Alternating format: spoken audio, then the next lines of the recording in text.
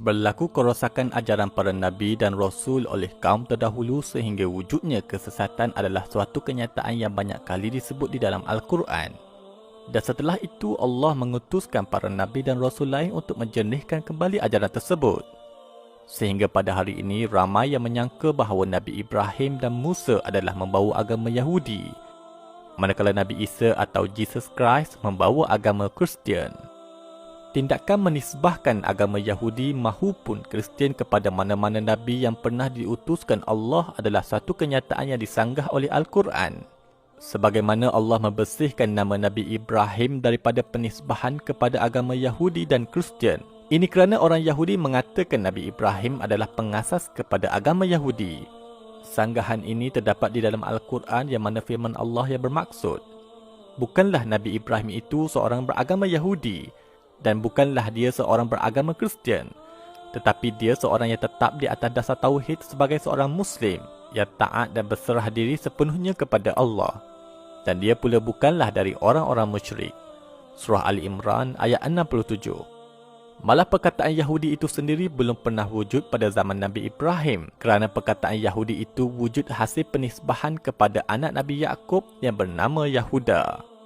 Di dalam Al-Quran Allah mendedahkan salah silah keturunan Nabi Ibrahim. Firman Allah yang bermaksud, katakanlah wahai Muhammad, kami beriman kepada Allah dan kepada apa yang telah diturunkan kepada kami dan kepada apa yang telah diturunkan kepada Nabi-Nabi Ibrahim dan Ismail dan Ishak dan Yaqub dan keturunannya. Surah Ali Imran ayat 84. Anak kepada Nabi Yaqub salah seorangnya adalah bernama Yahuda. Di sinilah bermulanya penisbahan perkataan Yahudi yang mana merupakan keturunan Nabi Yaqub dan sudah tentu jauh selepas Nabi Ibrahim.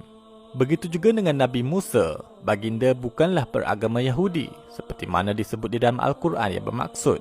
Dan Nabi Musa pula berkata kepada kaumnya, wahai kaumku, kalau sesungguhnya kamu beriman kepada Allah, maka hendaklah kamu berserah diri kepadanya. Jika betul kamu orang-orang Islam yang berserah diri sepenuhnya kepada Allah.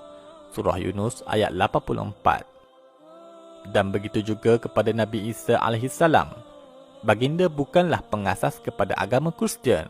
Baginda adalah seorang Rasul yang membawa syariat Islam. Firman Allah yang bermaksud, maka ketika Nabi Isa merasa akan ada kekufuran dari mereka yakni kaum Yahudi, berkatalah ia, siapakah penolong-penolongku dalam perjalananku kepada Allah dengan menegakkan agamanya? Orang-orang Hawariyun yakni pengikut Nabi Isa berkata, kamilah penolong-penolong utusan Allah. Kami telah beriman kepada Allah dan saksikanlah wahai Nabi Allah, sesungguhnya kami ialah orang-orang Islam yang berserah sepenuhnya kepada Allah. Surah Ali Imran ayat 52. Malah perkataan Kristian itu sendiri tidak wujud pada zaman Nabi Isa.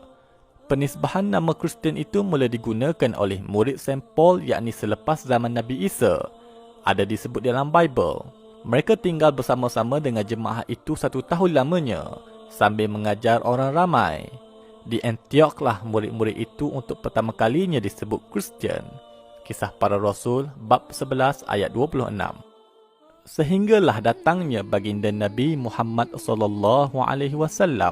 yang merupakan khatamun Nabi, yakni Nabi terakhir membawa risalah Islam untuk menjernihkan kembali kesesatan yang berlaku kepada kaum terdahulu. Maka fahamlah kita bahawa semua para Nabi dan Rasul hakikatnya adalah Muslim. Mereka menyeru kepada mengesakan Allah dengan menjauhi syirik dan seterusnya menyerahkan diri untuk menuruti segala perintah dan aturan yang diturunkan oleh Allah.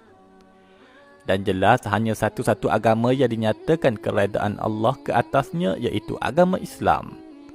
Firman Allah di dalam Al-Quran, Inna ad-dina 'inda Allahil Islam wa ma ikhtalafa alladhina utul kitaba illa min ba'di ma ja'ahumul ilmu baghyan bainahum wa man yakfur bi ayatillah